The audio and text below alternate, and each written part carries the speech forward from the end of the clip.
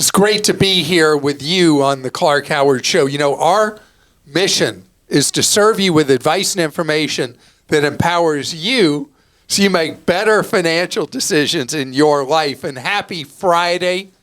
Do I love our Friday podcast?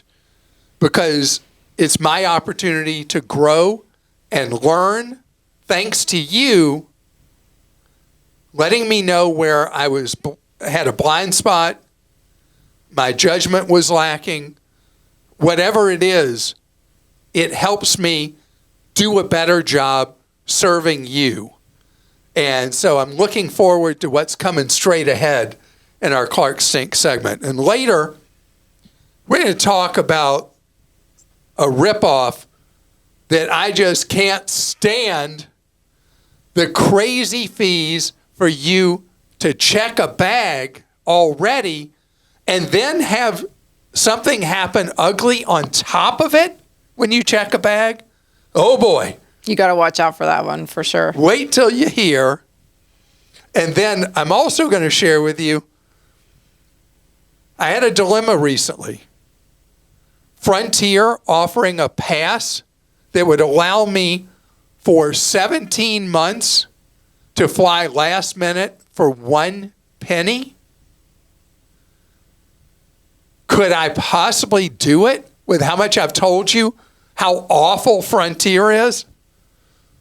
I noodled it. I'll tell you what I did. But right now, it's time for Clark Stinks.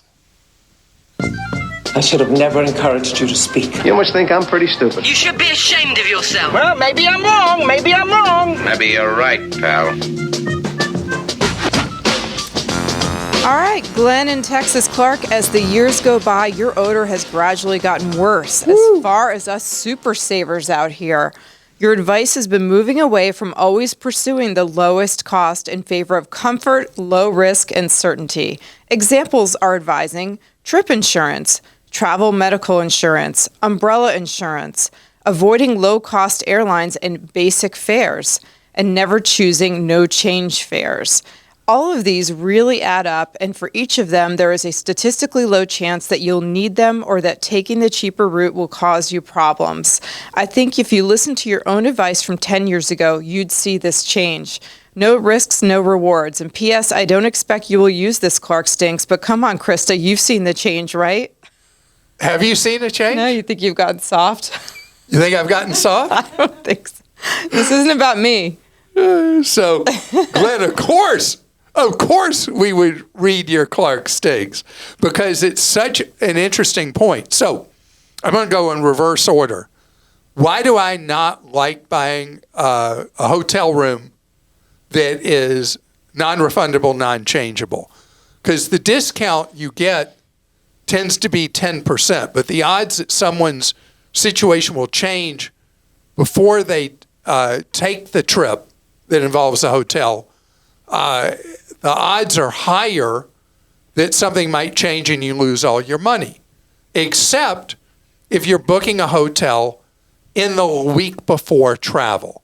Then, at that point, if it becomes non-refundable, non-changeable, go for it. It's all about weighing risk versus reward, and the calendar plays a part in it. Airline tickets, we buy airline tickets that are non-refundable. That's pretty much how you buy airline tickets. The distinction is, are you allowed to change it fee-free, or is it only good for that flight? If I'm buying a ticket very last minute, I will buy the basic where I'm stuck if I can't go. And if I'm buying one further in advance, I won't do it because my life changes so much over time.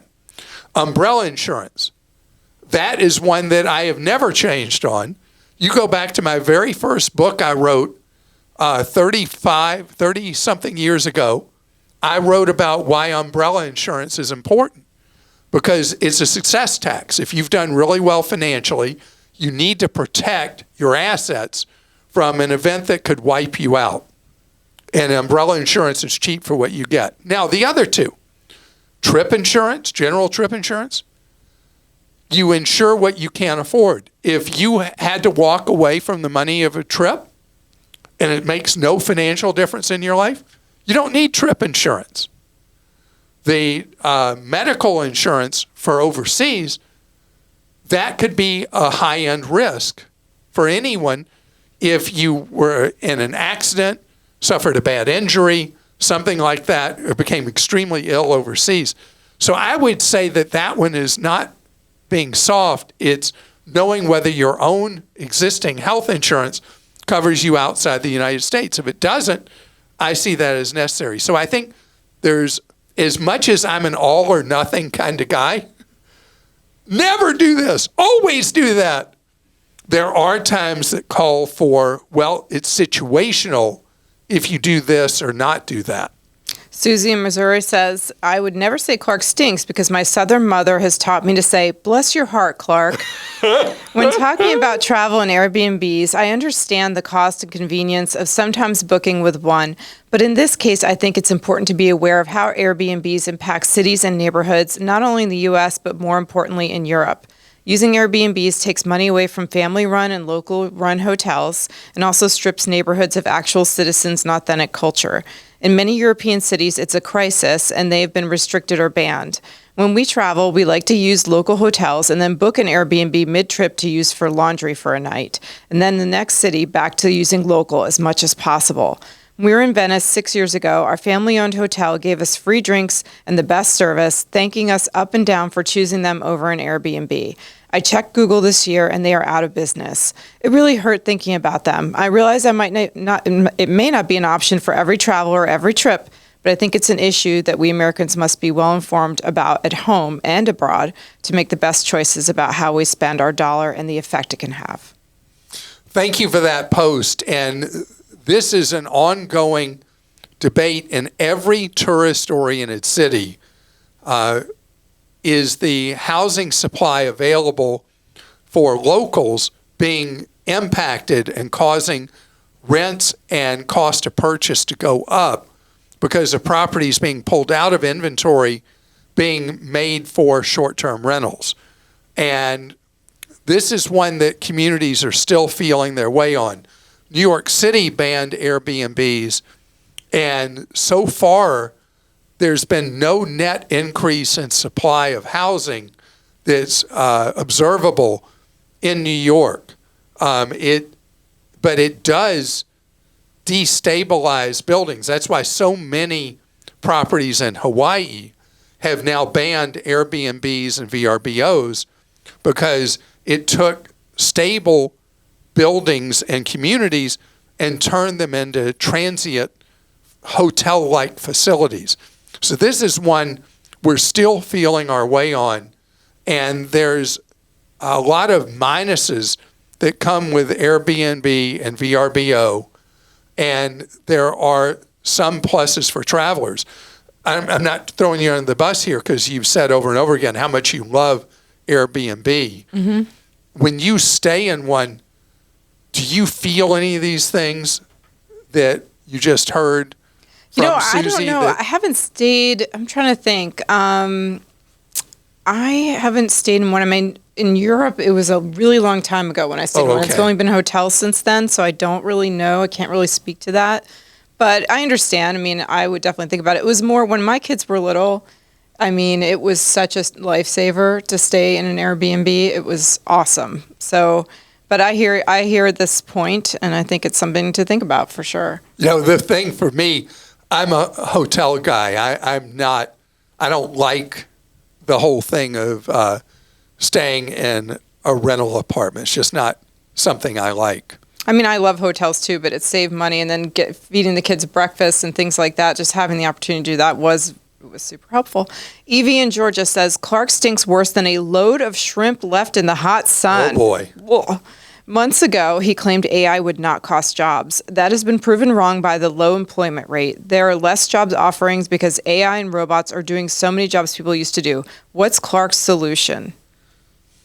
So it's funny because we talked about this just recently on the podcast and YouTube show, that with AI, there are people that are going to get train wrecked by AI. Their jobs are going to be eliminated.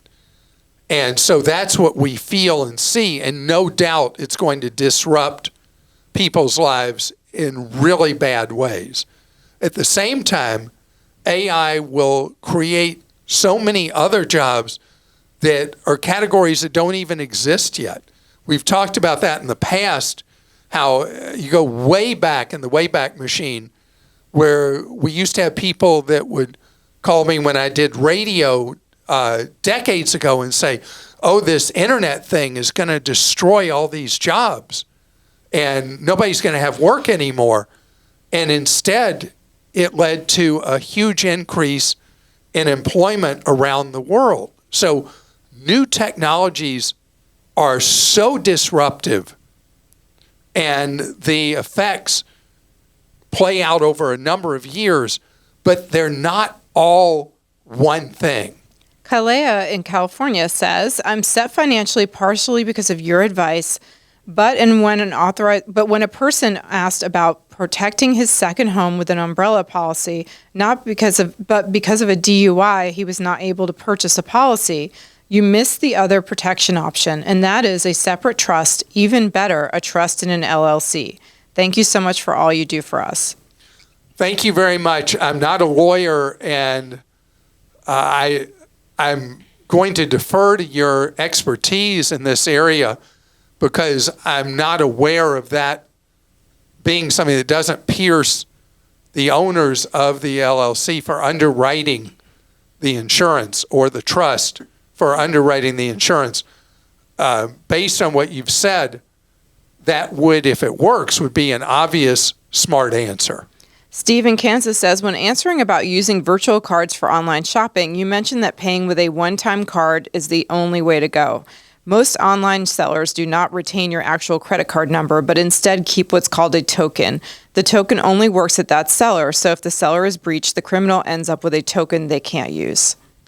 So is that, I'm trying to follow. I think he was talking about the only use a virtual card number, but what he's saying is that actually just using your credit card is okay as well. It depends on the process, whether the merchant has your permanent real number or not. Mm-hmm. Thank goodness more and more the processes of transmitting payment numbers is doing tokenization. And virtual numbers is a method of tokenization. Tap to pay is a method of tokenization. And the good news is we're moving steadily away from criminals just having to breach the database of a company, a retailer, whatever, to grab people's permanent credit card numbers. And that's going to be a wonderful era when we don't have to worry about somebody stealing our number when they don't have possession of our card. And then Paul in California also wrote in about that the gentleman who had the DUI and said that that he needs to seek out an independent insurance broker, that some insurance companies will write an umbrella policy for someone with a DUI. I appreciate that. Thank you. And then Al in Florida said, why do you have a Clark Stinks podcast and allow people to start their post by saying you don't stink? If the poster says that you don't stink, leave it off your show. That's my bad, Al. So there are people who don't feel right saying it, but it's all with the intent, the purpose. I'm going to take a moment because I haven't explained this in years. Okay. So back in the, not the earliest days of the internet, but a little later than that, there were a number of people that were building websites that were derogatory towards me. And they had a variety of clever names. And they were getting energy from people that were saying, well, Clark's this and Clark's that, blah, blah, blah, blah, blah. I was like, you know what? If people feel that way, we should have a place on our website for people to share their beefs about me. And it was weird because once we opened that up on our website, all the other sites went away. They lost their oxygen because I was like, hey, come right into my house and tell me where you're not happy. And then Christa came up with the idea of why don't we occasionally, at that time doing syndicated radio, why don't we do a Clark Stink segment on the air? And it's been ultra popular, and we've been doing it ever since. So that's why, because I feel like I should not be in a protected cocoon. That if there are things I'm doing that you don't like, it's something I need to hear. It could be that you misunderstand me, or it could be that I'm the one who needs some explaining to, whatever it is.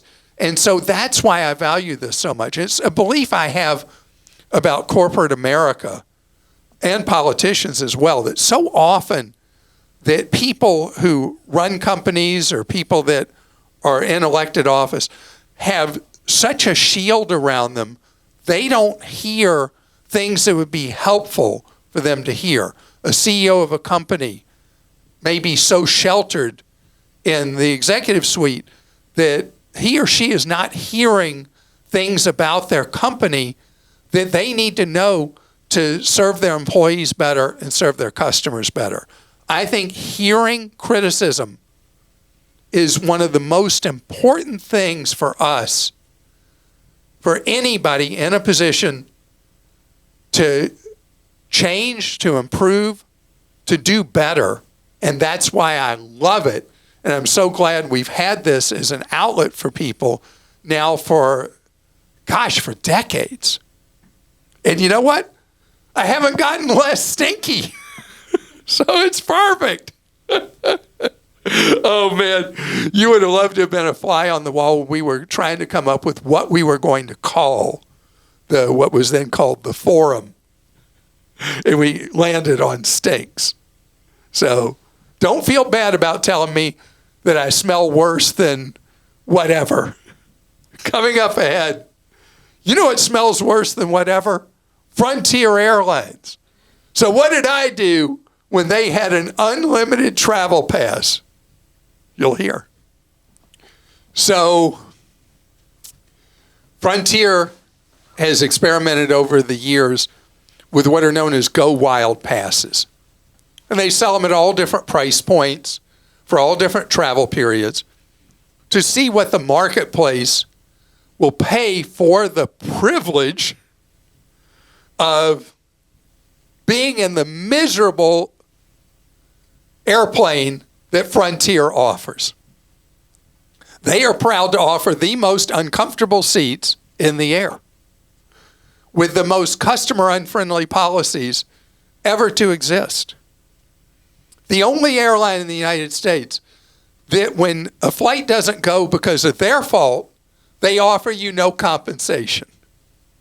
I mean, they are the bottom of the air travel barrel. So Frontier does this thing for, I think it was for 4 days, where you could buy a pass that allowed you 20 months of travel for a penny a flight, for $299. And I was like, you know what? I need to walk the walk, not just talk.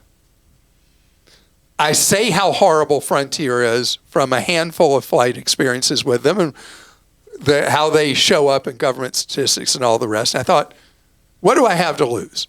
I travel a lot last minute, and those tickets are really expensive. So I did it. I bought the $299 GoWild pass.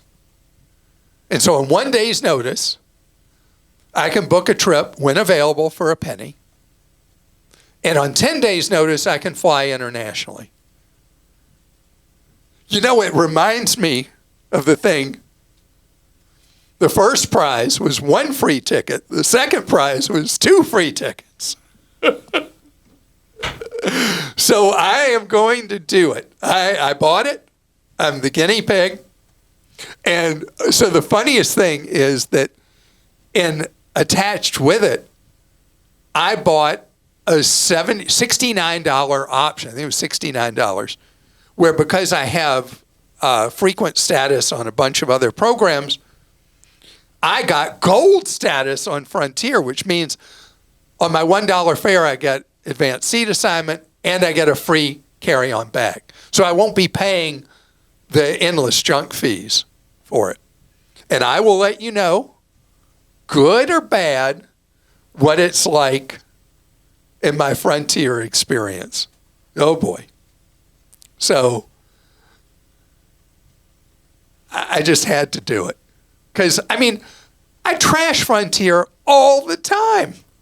Now I need to see it, experience it with my own eyeballs, my own body, in that horrendously awful seat.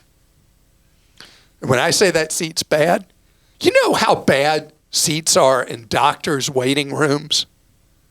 This is worse. Now let's talk about something really bad, ugly. Now, so my Frontier thing doesn't come with a check bag, which is irrelevant to me because I don't check bags. But a lot of people hate the whole thing of lugging the carry-on through the airport, or they want to take, 4 months of stuff for a 4-day trip, and so they check a bag. A little bias there. Okay, so the bag, you go to the carousel, spins around, your bag eventually shows up, and what do people do? They rip off the bag tag, and they throw it in the trash. This came from a claims person at Delta who leaked this to a media source that now is spread all over. So crooks are lurking at the trash cans, and they're grabbing the baggage tags, and then they know how to manipulate the claim process with the airlines, claiming a lost bag or damage to a bag or items missing or whatever. And it looks like you made the claim, but they're getting the money. And I mean, it's crazy because on that bag tag on most airlines, there's enough information. Now, this crime only exists because if you go back in the Wayback Machine, a lot of airlines not that long ago, they had security people that you'd have to prove that it was your bag before you left. Because the other thing that keeps happening at the carousels is crooks are stealing people's bags. And then you get to the carousel, your bag never shows up. And the airlines now that track the bags, they say, well, yeah, we dropped it off at the carousel at blah, blah, blah time. But the bag wasn't there because it was stolen. Well, this is why you want to have an AirTag or equivalent in every checked bag. Because there was a big criminal ring that was just broken because someone had an AirTag in their suitcase. And they were renting an apartment near, if I remember right, it was LAX. And it was stuffed full of stolen suitcases as they were rifling through them and figuring out how they were going to score money from everything in the bag. And so having an AirTag is awesome. The airline can't tell you where your bag is. You'll know from that AirTag. And if a criminal ring steals it from the baggage carousel, you'll know where it went. So I make checking a bag sound like a really great idea. Awesome. I mean, it's so funny that you got charged a fee for something that adds misery into your trip. By the way, that Frontier thing, that was so funny. You went to lunch with us and you still couldn't decide. You really were. I mean, you're not kidding. You were in a dilemma. I was in a dilemma because, I mean, what company have I trashed as much as Frontier over the last few years? I could name a few. Oh, you could? It's okay. So I feel like I need to do it. I need to be there. And besides, if I end up saving money along the way, what could be better than that? All right. Speaking of which, Anne in New York says, I booked a round trip flight on Frontier Airlines. Oh, what a shock. We're going to hear a complaint, huh? Reviewing the summary of the breakdown of taxes and fees, I noticed a carrier interface charge of $23 each way. That's $46 tacked onto my round trip fare. A Google search showed it's a fee Frontier is hitting you with for using their website to book your ticket. The fee is collected for the cost of upkeep to their website. Since I live near the airport, I drove the next day to verify with a Frontier representative. Wow, what a detective. The agent said she never heard of the fee, so it must be new. I showed her the Google search on my phone. She agreed it's unbelievable. She did say to avoid the fee, have an agent at the airport book your ticket for you, but be aware that if it's at the discretion of the agent to either charge or not charge you with an agent assist fee. Are there other airlines hitting customers with this fee? Is Frontier just being transparent and the other airlines are hiding it? So Frontier charges all kinds of mess, but they do, if you click on the summary of charges, they will show you what every one of those made up things is. So Frontier will do these sales where they're selling a ticket for $19. And then by the time you check out, the $19 is many times that. So know that that is a bait and switch that Frontier does, but not really under the law considered to be a bait and switch, because they then do detail every bit of junk that you're paying in addition to it. Sure was a lot easier when you used to see the price of something and that was what you paid, right? Yep. Ben in New York says, with all the terrible changes Southwest Airlines is making with its baggage and seating policies, I've become a free agent. All the airlines now seem to be about the same, and I can get better fares from my local airport on other airlines. I've had the Southwest credit card for years and was going to keep it just for the free checked bag benefit. But now that they've announced they are increasing their annual fee and getting rid of the annual flight credit they had previously offered, I'm going to cancel the card before the next annual fee hits. Can you recommend a good travel card to replace the Southwest card? Although a free checked bag perk is nice, I'm getting used to Clark's method of flying with just a carry-on, so an airline-branded credit card is not a must. And reasonable annual fee is okay if the benefits make up for the cost. In the meantime, I plan to use my Costco Visa card for all travel purchases. So probably if you're looking for something similar annual fee, your Southwest card was probably $95 a year maybe. I like the Chase Sapphire Preferred, not Reserve, because Reserve is like an $800 annual fee, but Preferred is $95 or $99 and does a good job as a travel card light. And because it is perfect for free agents, I really like it.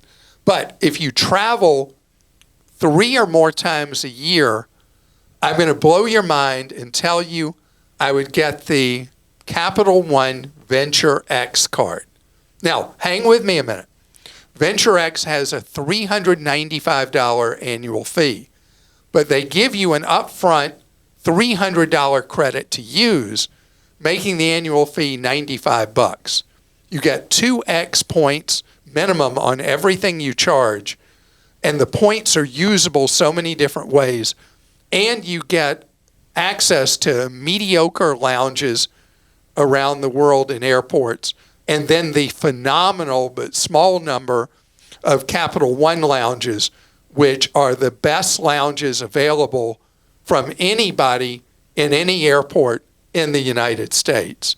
So if you are traveling enough that the $300 credit is automatic in your life, do the Capital One Venture X. And would you also say the Sapphire Preferred offers that rental car coverage, primary rental car coverage? So if you rent a certain number of cars per year, do you recommend that? So the 95, it's a low expense, relatively speaking, for a travel card and decent privileges with it. So I think it's a good choice. Jim in Georgia says, I took your car rental trick, speaking of car rentals, to the bank. I reshopped my car rental for our vacation next week and was able to upgrade my car and spend less than my standard size car. $135 going back into our vacation budget. Thanks again for your great advice. Wow. 135. You broke the century mark.